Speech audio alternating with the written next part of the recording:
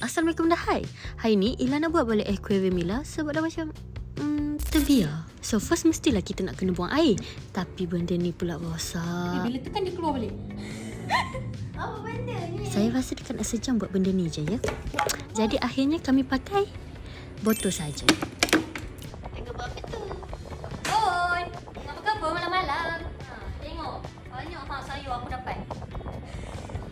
Lettuce leaf.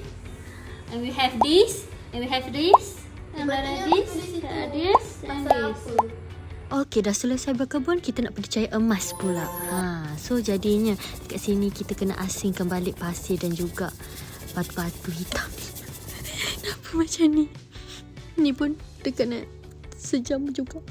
And finally everyone, masa untuk menghias. Kali ni saya letak lava rock sekelilingi pasir supaya tak bercampur lagi sekali. Dan juga kita start berkebun.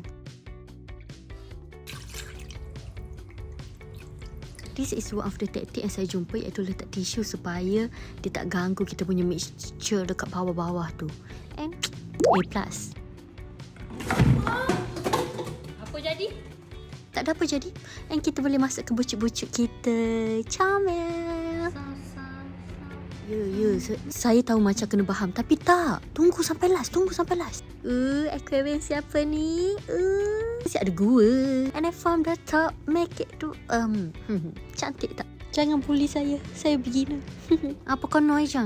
Tahu ke nak? Tahu. Kau lah. Selepas 17 hari. Tak ada gambar lain. Konten aku.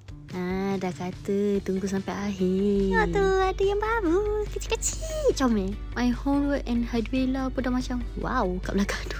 And here's the owner. Comel tak? And ada 4 udang. 4 cherry shrimp dekat dalam tank ni to help keep the tank tidy. Comel tak? Ni nama dia Albert. Tak adalah. At first Ila pun risau juga. Tapi tengok, mereka boleh berkawan. So dia takkan makan udang-udang saya. Ini lagi. Sebenarnya ada seekor lagi tak jumpa. Tapi mereka suka main sembunyi. So it's hide and seek. And I cannot see them eat. Yeah, just one. My first spot is in this tiny cave. Kau tengok tadi comel satu. Kecil je dalam tu. It's so cute. And that concludes the end. Thank you so much for watching.